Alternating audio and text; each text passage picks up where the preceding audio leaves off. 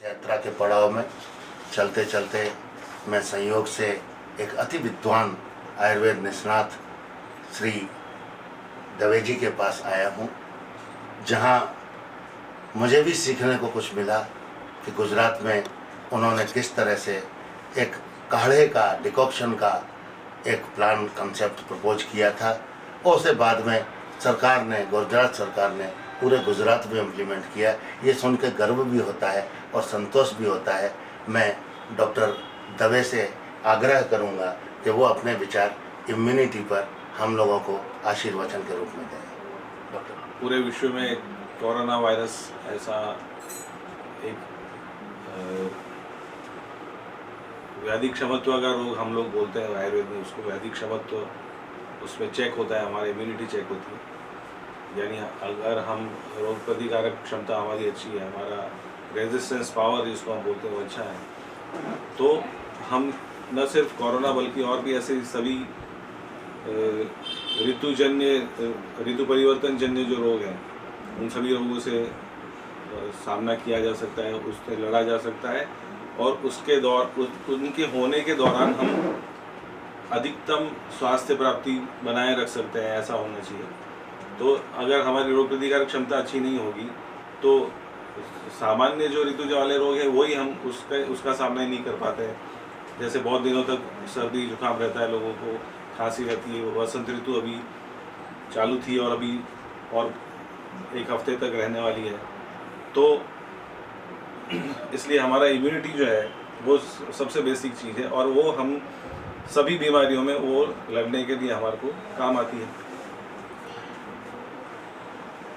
दूसरा कि किसी भी व्यक्ति की रोग प्रतिकारक क्षमता कैसे बनी रहेगी या बनती है, तो उसके लिए तीन वो बहुत मुख्य जो ज़रूरी चीज़ें हैं वो है आहार, दूसरा उसका समय पे निद्रा लेना, नींद, और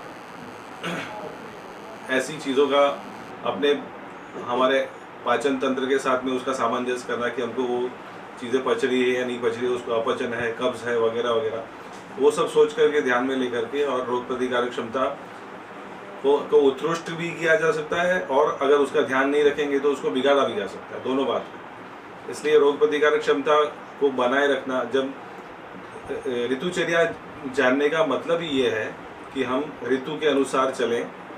जो ऋतु परिवर्तित हो रही है, एक आने वाली ऋतु है और एक जा रही है जो ऋतु, उन दोनों का सम्मान के रूप में उन ऋतुओं में क्या क्या काम करना चाहिए, किस तरह का आहार लेना चाहिए, किस तरह का हमारा विहार होना चाहिए, व्यवहार होना चाहिए, उसका ध्यान रखना। वो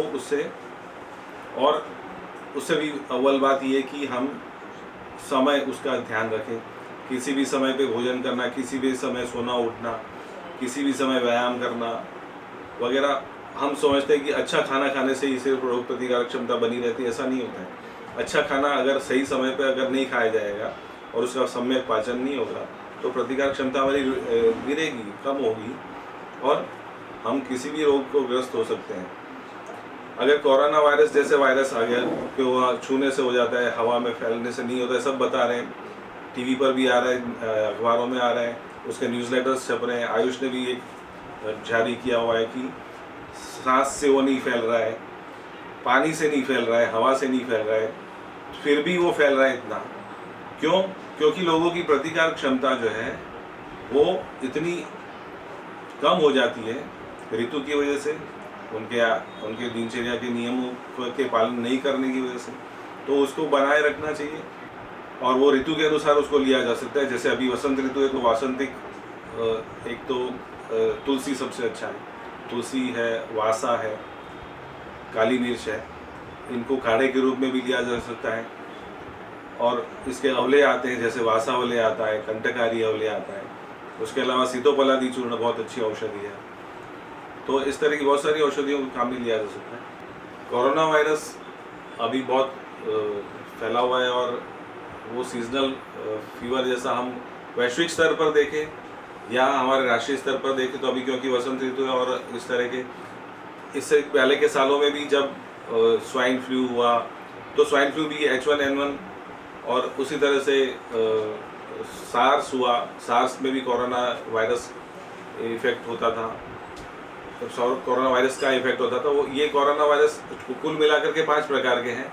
उसमें जो कोविड-19 जो है, जो घातक बताया हुआ है, सभी इन्फेक्शन वाले रोग जो जितने भी मॉडर्न साइंस डिक्लेयर करता है, उसको एपिडेमिक अभी डिक्लेयर किया, स्वाइन फ्लू को भी एपिडेमिक डिक्लेयर किया था, कोरोना कोविड-19 को भी एपिडेमिक डिक्लेयर किया, लेकिन सभी इस तरह के जिसको हम एपिडेमिक बोलते हैं, संक्रमण जन्य व्याधियाँ जिनको बोलते हैं, वो सब कहीं ना कहीं कोई वायरस से या तो बैक्टीरिया से या कोई इस तरह के संक्रमण करने वाले जो जीवाणु हैं उनसे ही वो फैलता है।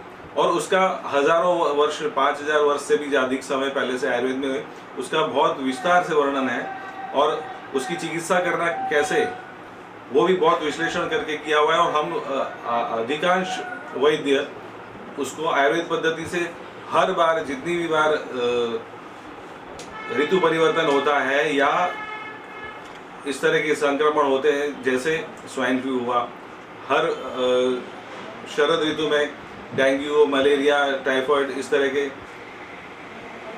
जीवाणु संक्रमण से और अन्नपान के संक्रमण से होते हैं जो रोग, उन सबको हजारों सालों से, सैकड़ों वर्षों से आयुर्वेद और आयुर्वेद के वैद्य और चिकित्सा पद्धति उसको सफलतम परिणाम लेकर के लोगों को अच्छा हो ही रहा है उससे।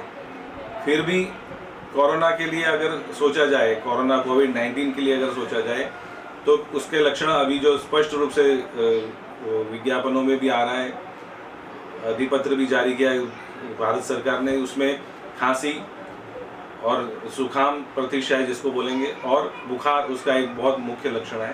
तो बुखार, उसमें तेज बुखार आता है और उससे फिर श्वसन तंत्र पैरालाइज होकर के और उससे फिर ब्रेन पैरालाइज होकर के मृत्यु हो जाती है। उस घटनाक्रम को आसानी से जीता जा सकता है 2 तरह से, एक प्रतिकार क्षमता बढ़ा करके, और दूसरा वो जो लक्षण है, जो वो एक कफ जन्य जो ज्वर जैसा है, उसके लिए हजारों वर्षों से वैद्य और आयुर्वेद चिकित्सा करते ही आ रहे हैं हम लोग, और उसको तुरंत लोगों को ये अपनाना चाहिए, क्योंकि आयुर्वेद में ये सफलतम चिकित्सा कोरोना के लिए भी हो, उसको जोड़ा जा सकता है कोरोना को एक रोग के रूप में, कि आयुर्वेद में भी उसकी चिकित्सा जोड़ी जा सकती है। क्यों? क्योंकि मॉडर्न साइंस या एलोपैथी साइंस उसको वायरस के रूप में देखता है, हम उसको दोष के स्वरूप में देखते हैं कि वो कफ जन्य रोग है या कफ जन्य वो जो ज्वर है उसके सिम्टम में खांसी आना, श्वास में तकलीफ होना, बलगम बाहर आना वगैरह वगैरह, और साथ में ज्वर भी आना। तो वो श्लेष्मक जो ज्वर है उसकी चिकित्सा करने से, वो जैसे महाज्वरांकुश रस है, त्रिभुवन कीर्ति रस है, उसके अनुपान में तुलसी है, अर्डुसी है, वासा है मतलब, और कंटकारी उसे क्वाथ है, और भी बहुत सारी औषधियाँ हैं। उनको लक्षणता जैसे जैसे लक्षण हो उसके साथ मिलाकर के लेने से लोगों को, और ये लोगों को लेना ही चाहिए। क्यों? क्योंकि इसकी ये सफलतम चिकित्सा है। हर बार जब भी वसंत ऋतु आती है तो लोग लेते ही हैं चिकित्सा, आयुर्वेद की चिकित्सा महत्तम। गुजरात में तो इतना फेमस है, घर घर में लोगों के सीतोपलादी चूर्ण रहता ही है। सुदर्शन गनवटी आयुर्वेद में वैद्यों के सहयोग से भी और लोगों में भी इतनी जागरूकता है कि वो इस तरह की औषधियाँ घर में ही लोग ले लेते हैं, उसके बाद में चिकित्सक के पास आते हैं। तो कोरोना से डरने की ज़रूरत नहीं है, उसके लिए सावधानी इतनी रखने की ज़रूरत है कि हम अपनी रोग प्रतिकारक क्षमता बनाए रखें और आयुर्वेदिक औषधियों को महत्व दें और उसका अनुपालन करें। तो इस तरह की कोई भी कोरोना जैसे महामारी, एपिडेमिक रोगों को भी आराम से जीता जा सकता है। सरकारी क्षेत्र में भी आयुर्वेद का बोलबाला होना चाहिए, ये इतना ज़रूरी है। क्यों? क्योंकि लोगों की आवश्यकता भी है ये, और चिकित्सक समुदाय की भी ये आवश्यकता है कि हम हमारे विज्ञान से, आयुर्वेद हमारा विज्ञान है, हमारा खुद का विज्ञान है, हमारे लिए बना हुआ विज्ञान है, और हम उसको कम से कम मूल्य में, उसको हम व्यापक रूप में बहुत फटाफट उसको इस्तेमाल कर सकते हैं भारतवर्ष में। तो राज्य सरकार यानी गुजरात सरकार का वैसे मैं आभारी भी हूँ, हम लोग उनको धन्यवाद दे सकते हैं इस बात के लिए, क्योंकि पिछले वर्ष और उसके अगले वर्षों में जब स्वाइन फ्लू हुआ था तब सरकारी स्तर पर हर गवर्नमेंट आयुर्वेदिक डिस्पेंसरी से और हॉस्पिटलों में से काढ़े पिलाए गए थे स्वाइन फ्लू के लिए, और उससे बहुत लोगों को, अनेक लोगों को फ़ायदा भी हुआ था।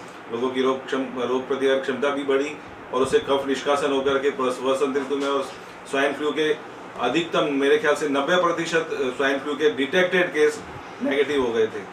और उसका एक ही वजह है कि राज्य सरकार ने उसको आयुर्वेद के वैद्यों को और आयुर्वेद को स्वास्थ्य के लिए प्राथमिकता दी कि आयुर्वेद एक ऐसी विधा है, एक ऐसा विज्ञान है जो हमारे लोगों को रोग प्रतिकारक क्षमता दे सकता है, इस ऐसी संक्रमण जन्य रोगों को में से लोगों को बाहर निकाल सकता है। दूसरा बहुत ज़रूरी चीज़ जो सरकार को हम लोग आह्वान करना चाहते हैं, वैद्य समुदाय पूरा, कि जिस तरह से सिर्फ कोरोना वायरस सिर्फ डॉक्टरों की लड़ाई का हिस्सा है, ऐसा बना दिया गया। क्यों वैद्य समुदाय इतना बड़ा है, आयुष विभाग पूरा भारत सरकार ने पूरा बनाया है, उसके इतने सक्षम जो वैज्ञानिक हैं वो क्यों इस लड़ाई में साथ नहीं दें? और इसलिए नहीं दें क्योंकि आयुर्वेद है वो एक पिछड़ा हुआ विज्ञान है। इतना हम लोग बातें कर रहे हैं कि हम स्वाइन फ्लू अच्छे हो रहे हैं, स्वाइन फ्लू के मरीज H1N1 नेगेटिव हो जाता है हमारी दवाई से 5-7 दिन में ही। फिर जैसे डेंगू है तो डेंगू के एंटीजन है IgG IgM, वो 3 ही दिन में नेगेटिव हो जाते हैं आयुर्वेदिक पद्धति से। तो वो भी एपिडेमिक ही था जब डेंगू हुआ था अभी पिछले साल सितंबर 2019 में, तो एपिडेमिक के रूप में फैला। हमारे जैसे मेरे जैसे बहुत सारे वैद्यों ने अहमदाबाद में और गुजरात में फटाफट 3-3 दिन में डेंगू को बेअसर कर दिया अपनी औषधियों से और चिकित्सा पद्धति से और आहार पद्धति देकर के मरीजों को। तो तब भारत सरकार या राज्य सरकार को इसमें उनको रस लेना चाहिए कि इस तरह के बहुत छोटे स्तर पर कार्य जो हो रहे हैं उसको और आगे तक लेकर के जाए, राष्ट्रीय स्तर पर लेके जाए, अंतर्राष्ट्रीय स्तर तक जा सकते हैं। और अपने जितने भी इनके जो आयुष के केंद्र हैं या जितने भी आउटलेट बनाए अभी कोरोना के लिए, जहाँ पर उनको रखा जाता है मरीजों को, वहाँ पर एक प्रतिनिधि आयुर्वेद चिकित्सक को रखा जाए और उनकी सेवाएं ली जाए उन मरीजों के लिए, ताकि वो 14-14 दिन क्यों 5-7 दिन में रिकवरी आ जाएगी उससे। इतनी सुंदर औषधियाँ हैं हमारे पास और खजाना है हमारे पास, उसका सदुपयोग नहीं हो पा रहा है। इसलिए मेरा सरकार से बहुत आग्रहपूर्वक जोरपूर्वक ये कहना है कि वैद्यों की इस तरह की संक्रमणजन्य रोगों में उनकी सेवाएं ले करके और अपने आयुर्वेद की प्रतिस्थापना फिर से की जानी चाहिए।